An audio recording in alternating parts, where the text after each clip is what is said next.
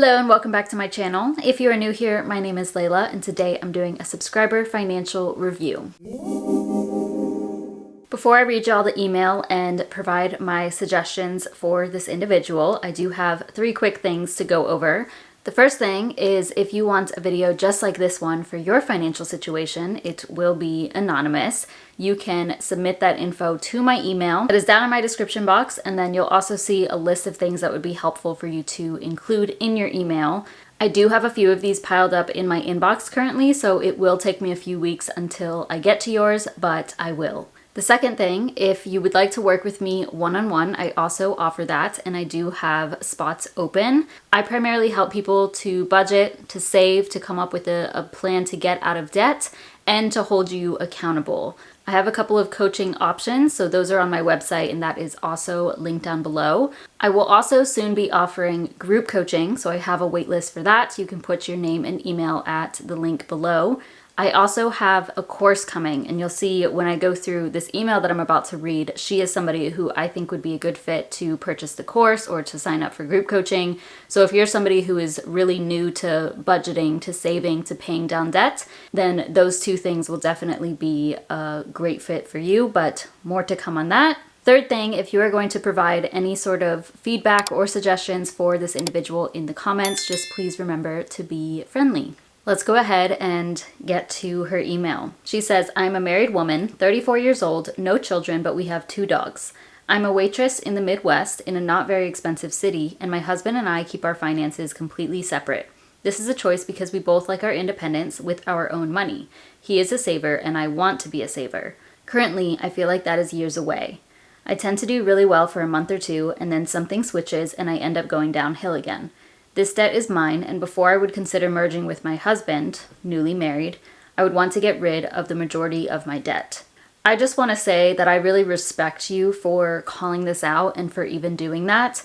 I know that a lot of people automatically are like, okay, you're married now, that is now both of y'all's responsibility, and that's fine if you think that way, but I'm kind of in the same mindset as she is, in that if I have debt and I bring that into a relationship or I bring that into a marriage, I feel like that is my responsibility. So unless y'all went into debt together, like you were making purchases together and agreed on it, and that is how you got into credit card debt, or you have a shared mortgage or shared student, you probably wouldn't have shared student loans, but you know what I'm saying? In my opinion, that makes more sense for both of y'all to be paying it down. So I really respect for you calling that out and not just like, hey, we're married now, you need to pay for this. Yeah, that's how I see things as well. My goals for getting control of my finances is freedom, to start a retirement fund, and to not worry if a financial emergency happens. As for my income, it does vary. I work full-time and I can guarantee $1,000 a week minimum in cash chips that I have in my hand at the end of every week. I could make up to $1,700 depending on a multitude of things not in my control.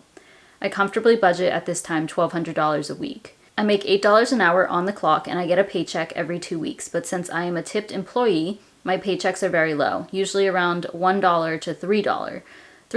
However, it can also go up to around $150. I try to budget for the lowest amount possible coming in.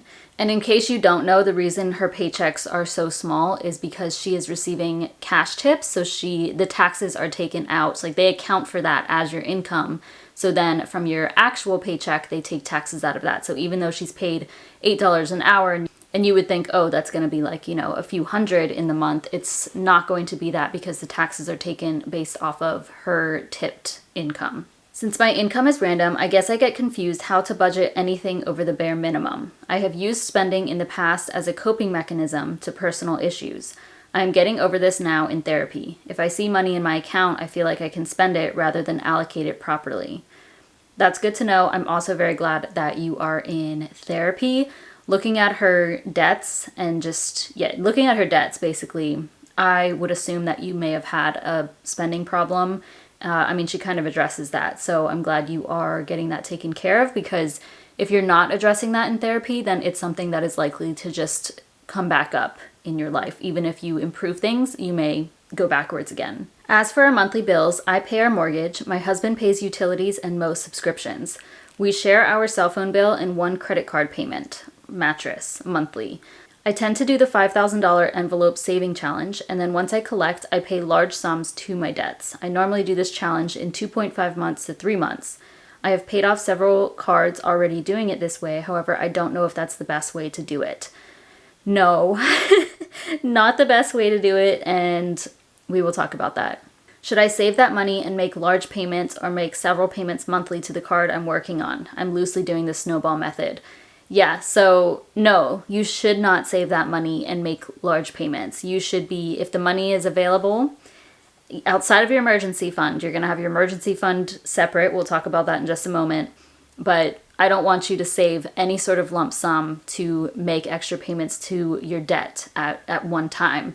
It should be, if you have an extra $100 this month, then you are putting that to your debt. Like you're not saving it for later. The other thing I don't love here is that you said you're doing a $5,000 envelope saving challenge, which means that you're saving $5,000 in cash, which I understand because you receive cash as a server. That's your, primary source of income. But honestly, I would suggest that you deposit that money into your bank account and then transfer that money into a high yield savings account, because you are losing money gained through interest. Well, first of all, I would say don't do the $5,000 envelope. Like, don't save $5,000 for your debt. Like, you need to be paying down your debt on a regular basis. But I don't know where your emergency fund is being held. If that is in cash, I personally would prefer you can have some in cash, but I would prefer the bulk of it to be in a high yield savings account so that you can gain a little bit of interest on it. And then the more that you have in your savings account, the more that you gain. And that's just passive income. And then she shared a list of all of her debts. So I'm going to put that onto the screen. And honestly, y'all, it's a lot. A lot of credit cards, a lot of things on here. The mortgage, we're just not even going to count. That's fine. She pays the mortgage. Luckily, the minimum payment on that is pretty low, $758. She has a few credit cards that are at 0% because of a promo offer, which is good. But there are a couple of cards at 30%, and that is just wild. So my first suggestion to you which is what I usually say for these videos, for anybody with multiple pieces of credit card debt, is to call your credit card companies and ask if they can lower the interest rate. For your situation, they might not, but for some of these, I would even consider closing them. So like, you have a Target credit card. I don't know what you're using. Like, are you making purchases primarily at Target using that card? Because one, I think that's problematic. Two, something I was made aware of more recently is that you can call these companies and ask for a 0% interest rate if you close your credit card. I don't know how you can qualify for that, or if there's anything special that you need in order to qualify for that, but I think it's worth asking. So like your Target card, JCPenney, if you can get those down to 0% or way lower than 30%, then that would help just save you money and to pay off your debt faster. Obviously, I'm going to talk about what I suggest, like the order that I suggest she pays these down, but it's going to be a mix. I don't think it should be a clean snowball. I don't think it should be a clean avalanche either, though, because, yeah, there just needs to be a mix of a few things, because right off the bat, I'm seeing, your Chase credit card is under $400. I think you should pay that down first, even though it has a lower interest rate than some of the other credit cards. But because it's such a small balance, you should be able to take care of that faster, free up $35 of a minimum payment, and then roll it into like the American Express or the Citi card. But we'll talk about that when I go to my spreadsheets. As for the monthly budget, this is where it tends to get fuzzy for me, especially with savings versus sinking funds. Monthly out of my account, besides my debts above, I pay for insurance, which is car, home, and life insurance. That's $149. Health insurance, $200. I'm on my husband's insurance, but I do pay that $200 towards it monthly. Home security system, $32. Cell phone, $72. The total bill is $144, and we both owe on our phones. Internet, $120. My subscriptions include Apple Storage, Netflix, and Kindle. My categories for my budget are the following. Groceries, roughly $500 monthly. I've been working on trying to cut this. However, I love cooking and enjoy trying several new dishes every week, but that can also lead to a lot of waste. Pets, 500. I know this sounds crazy, but both dogs are on expensive medicines, $280 a month. And then if I have to buy food for both of them, also special diets and different special diets, it easily adds up to 500. This is assuming there are no vet visits or issues. Gas, 150 to 200 monthly. Health, 160. I have several issues with my body, so I get a massage monthly at 120, and then co-pays for therapy. Eating out, $100. Anything else is miscellaneous, and that changes monthly. I feel like if I had a solid budget and a way to keep track of everything, I would be able to see progress. Currently in savings, I have roughly $500. It was around $1,500, but then something happened with one of my dogs, and instead of using a credit card, I removed money from savings. What do you think would be a good number for a savings account in my situation? Thank you for reading and even taking the time. I'm very embarrassed by the situation because I feel like I should be further ahead and know most of my consumer debt is on things I don't even remember at this point. I did want to read that last paragraph just to say you don't need to be embarrassed because one, I really appreciate that you even reached out for help. That is admirable, and I hope that you take this advice and you can really clean up the situation. Like you're not too late in the game by any means. So you can clean this up and really change your future financial situation. I also like that you called out that most of your consumer debt is on things that you don't remember at this point, because that was the same for me and that's the same for most people. Like when you go to make a purchase, you get really excited and you feel really excited about it. But even like after the purchase is over, you're still excited because you're like waiting for it to come to your house, or, you know, you get to take it out of the bag once you get home from the store or something, but after that, it quickly wears off. Honestly, there are still some times when I feel that, you know, sometimes it can feel really exciting to buy things, but doing a couple of low spend years has really helped me to recognize that I feel that way and like think back to purchasing things in the past and how those don't matter to me anymore, or I like regret buying them, or I'm not happy that I bought them and I would rather have the money for it. So if there's anything, I guess the reason I'm going on about this and bringing it up in the first place is so that if you're watching this and thinking about like purchasing something that you're on the fence about, give it some more time. You know, like if you are making an impulse purchase or the next time you go shopping, you're like, oh, I really want that. Think back to me saying this, think of this video, and hopefully you can kind of hold off and then thank yourself later for not making that purchase. Anyways, let me address her questions before we go to my spreadsheet. So she did say she has about $500 in savings, which is good. It's not zero, but she did have $1,500 and then something happened with the dogs and she removed money from her savings. That is great. That is exactly what an emergency fund is for. I know it sucks. It's hard to save up money and then something comes up and you have to use that money, but I am so glad you did that instead of going into further credit card debt. You'll see on this spreadsheet that I'm about to share that she does not have that much money left over each month based off of if we budget $1,200 per week or $4,800 per month. So even if I wanted her to, or if she wanted to get her emergency fund to like $3,000 based off of a $4,800 income and everything that she's paying for, it would take her probably over a year. You know, over the next few years, I think it would definitely be important for you to get your emergency fund to several thousand. It's obviously ideal to get to like 3 to 6 months worth of expenses. But for now, I think like $1,500 to $2,000 is a good starting point. Let's say $1,500 because I'm glad that you provided this example. You said you had $1,500, something happened with your dog, so it cost you about $1,000 and you still have some left. So I think let's start with $1,500, and once you reach $1,500, you should probably keep adding to it, even if it's just like $100 a month. But once you reach the $1,500, focus on your debt. The other thing is that you're making pretty good income as a server. Like that's incredible in my opinion. $4,800 per month or so.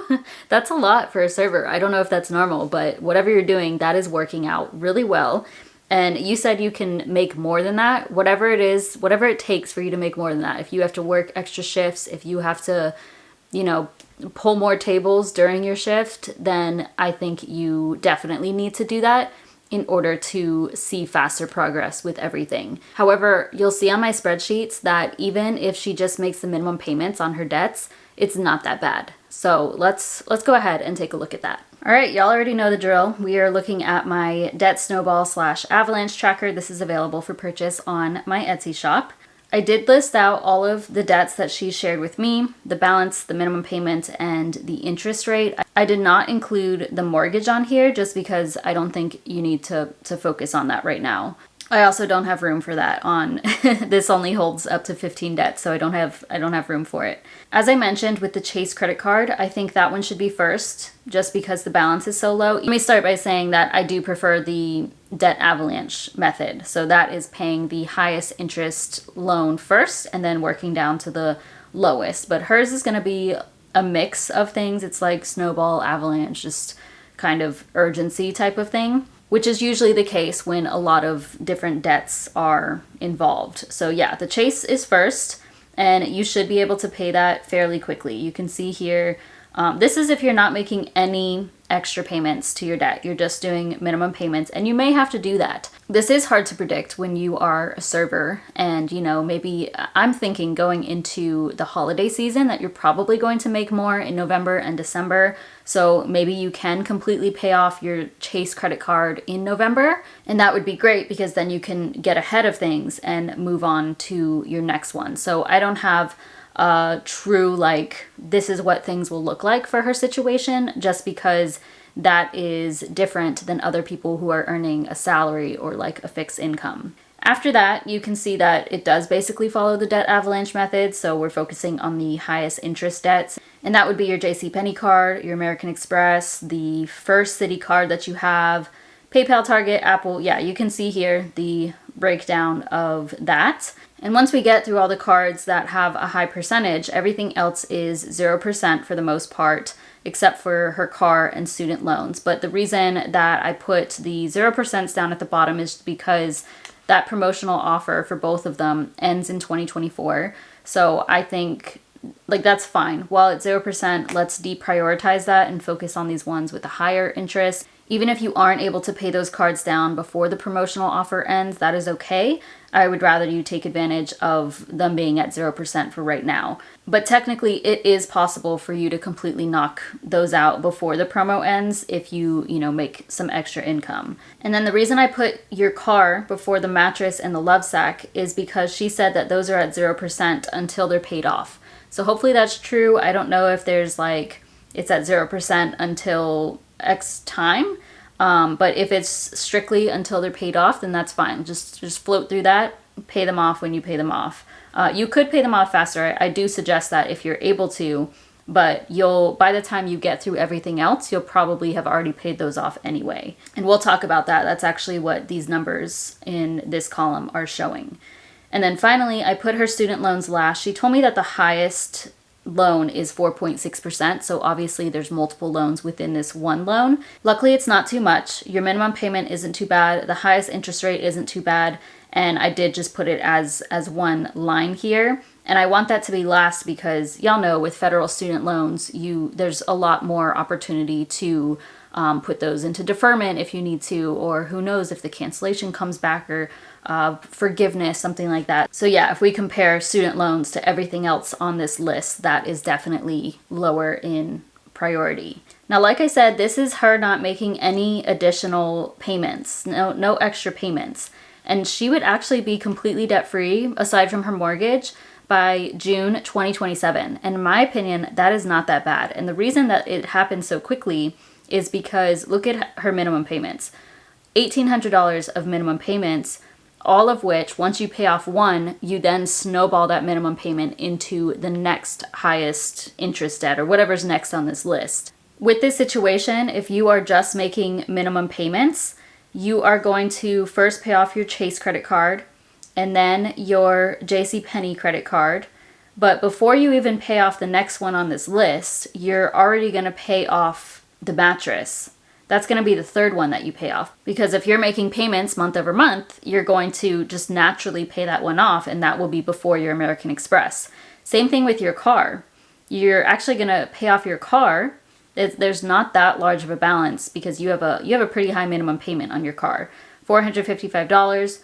You will pay off that one even before your American Express. And that's not you putting any extra payments to your car or to the mattress. That's just naturally going to happen with your minimum payments. And the really exciting thing about that is that once you pay off something that's not in this order, like just naturally pay it off with the minimum payments, you can then roll that minimum payment into the top priority debt. So once your car is paid off, you have $455 freed up. You'll have the $102 freed up, you'll have the $35, the $30 freed up, and then you can roll that into your American Express or into your Citi card, and you'll quickly make progress. And that's why you'll be able to pay off your debt fairly quickly, because no matter what, you should be making at least $1,800, $1,818 of minimum payments. Now, we can go ahead and look at her budget. So this is everything that she mentioned in her email.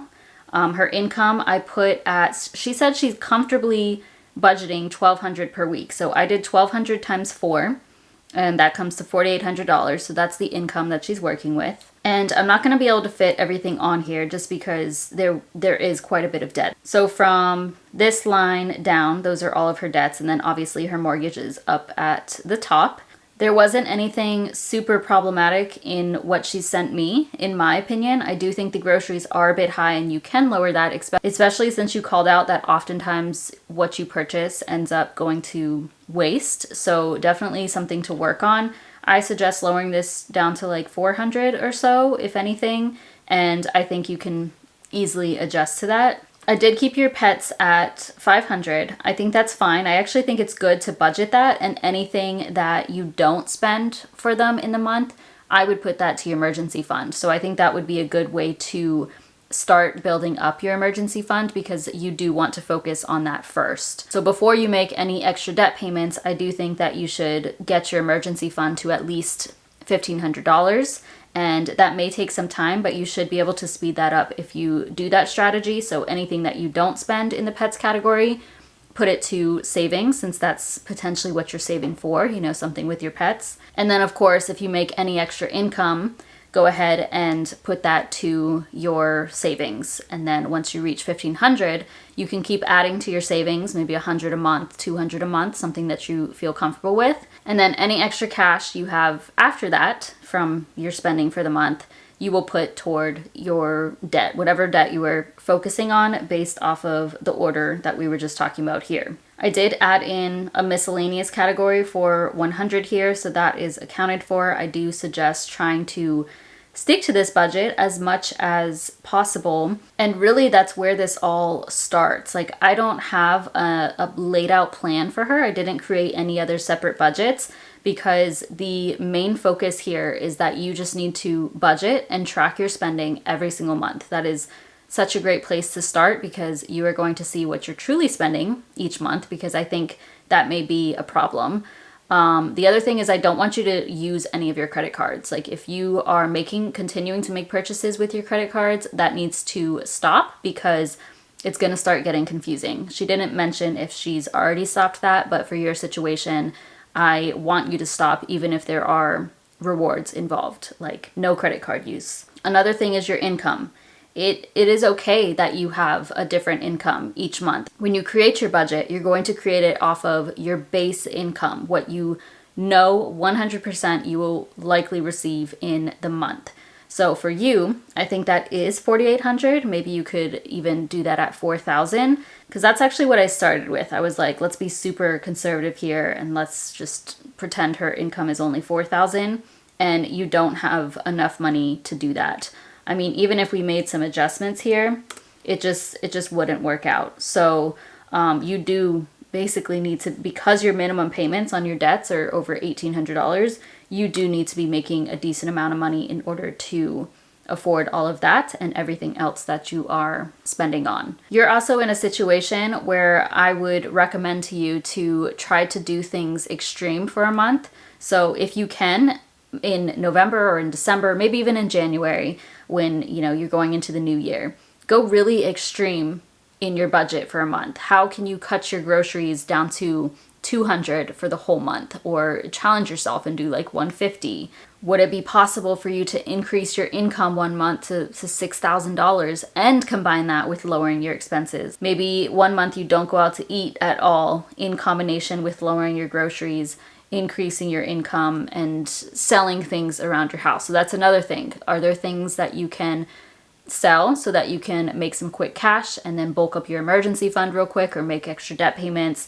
That would be really helpful. And as I mentioned before, you still want to call all of your credit card companies and see if you can get a lower interest rate. Just do whatever you can to help yourself, because overall you do have a lot of debt. Your budget is pretty tight, even if we, go based off of the 4,800. But overall, I think you can definitely clean this up pretty quickly based off of all of those things. I did put together a spreadsheet where, if you were to put an extra $100 to your debt, and it really wouldn't speed up the process that much, because you're just snowballing so much that it's already doing the work for you. So it would speed up your debt payoff by a few months, March 2027. And this is actually assuming that you start putting an extra $100 per month starting in April instead of in November, because I gave you time to save for your emergency fund. And you're seeing here that some of these numbers are not 100. When you're using the debt avalanche method, or like debts later on in the spreadsheet are paid off sooner than the ones at the front, it doesn't count as that in your snowball.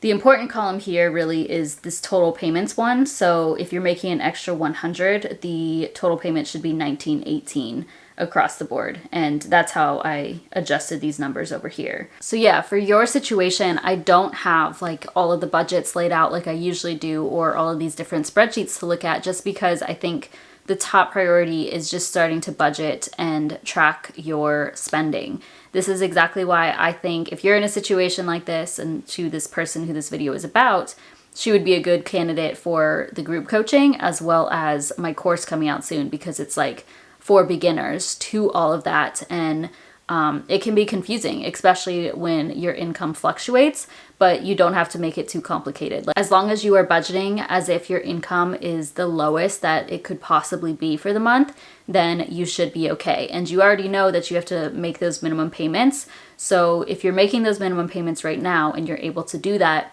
you should be able to do that month over month, even as your debts are paid off. And that is the whole point of the debt snowball or the debt avalanche. For her situation, I also think she should hold off on investing.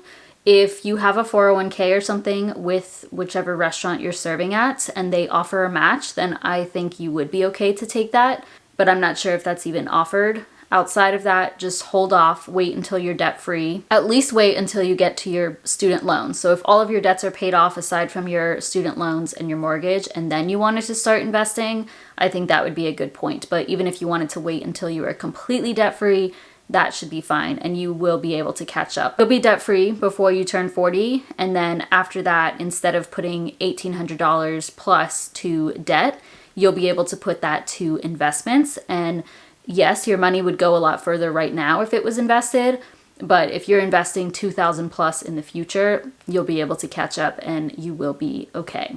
Hopefully that was helpful. Those of y'all watching, feel free to comment down below if you would suggest something otherwise, or if you want to share any other advice. Otherwise, thank you so much for watching. Please give this video a thumbs up, subscribe if you haven't already, and I'll see you in my next one.